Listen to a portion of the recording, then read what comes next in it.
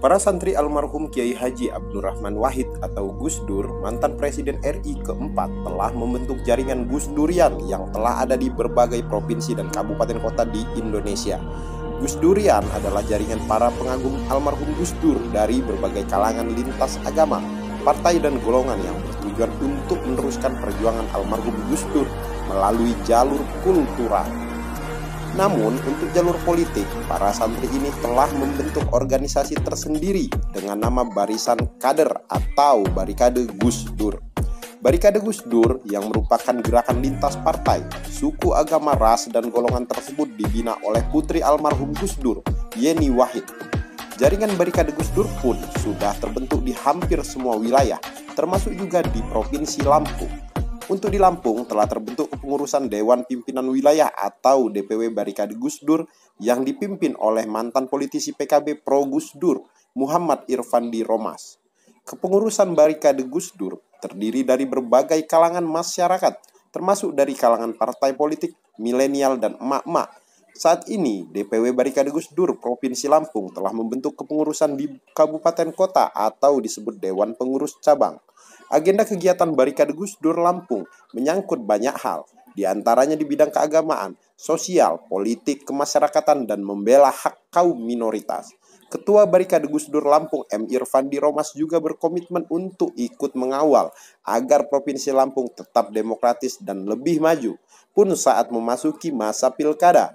Barikade Gus Dur turut mengawal agar pesta demokrasi itu berjalan sesuai rambu-rambu yang ada, sehingga pilkada Provinsi Lampung bisa berlangsung dengan harmonis dan terpilih pemimpin yang mampu membawa pada perubahan lebih baik ke depannya. Pilkada nanti yang berlangsung tanggal 9 Desember dan juga proses tahapan-tahapan sebelumnya sampai setelahnya nanti berjalan dengan aman, jujur, damai, dan sesuai protokol kesehatan. Kepada para penyelenggara, kami berharap tidak melupakan dan mengabaikan protokol kesehatan, yaitu dengan mengkampanyekan 3M bagi seluruh kontestan dan peserta juga simpatisan, yaitu memakai masker, menjaga jarak, dan mencuci tangan. Begitupun seperti saat sosialisasi seperti sekarang, diharapkan kepada para kontestan dan simpatisan tetap mengutamakan protokol kesehatan. Jadi menurut aturan yang berlaku itu kan kampanye dibatasi maksimal 50 orang. Nah, faktanya sejauh ini sempat ada beberapa pelanggaran. Nah, itu kami menekankan dan mengingatkan bahwa tetap jangan menganggap enteng terhadap virus COVID-19 ini. Nah, kita bersama-sama memerangi virus COVID-19 dalam tahapan pilkada ini, yaitu mengikuti aturan yang berlaku, ya, memakai masker, menjaga jarak, dan cuci tangan. Juga menghindari kerumunan orang. Pada para kontestan juga diharapkan bersaing dengan kompetitif, dengan jujur, juga dengan menghindari money politik. Nah, ini penting karena money politik ini ibaratnya lagu-lagu kaset baru dalam pilkada. Nah, ya kan? Jadi udah bukan rahasia umum.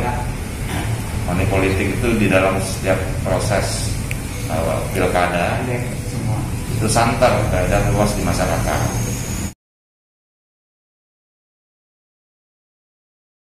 Tim yang mempunyai kemampuan bermanfaat bagi masyarakat, mengutamakan kepentingan masyarakat, dan juga pemimpin yang jujur dan adil, bisa membawa perubahan ke depannya untuk masyarakat.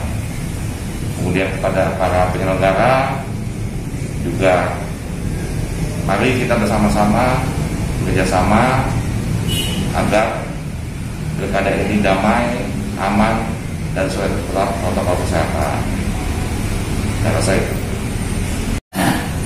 Situasi kondisi COVID ini yang harus dipatuhi sesuai dengan arahan daripada ketua itu harus dilaksanakan dari semua pihak, baik pelaksana pemilu ataupun peserta. Jadi antara pelaksana dan ketua harus sama-sama mematuhi aturan. Itu satu. Yang kedua, dalam pelaksanaan pilkada ini tentunya yang harus diantisipasi adalah rasa persatuan dan kesatuan harus dijunjung tinggi. Jadi bukan karena masalah beda pilihan, tapi persatuan dan kesatuan ini adalah merupakan satu modal daripada masyarakat yang akan ikut serta dalam pelaksanaan pilkada ini. Itu yang kedua. Yang ketiga adalah tentunya di dalam menghadapi pilkada ini kita semua harus saling sama-sama bersinergi agar supaya Lampung itu tidak pernah ada masalah dan di masalah itu harus dijaga. Artinya kesepakatan bersama supaya Lampung ini yang dilaksanakan oleh 7 atau 8 kabupaten dijaga masalah stabilitas keamanannya. Itu mungkin yang paling pokok.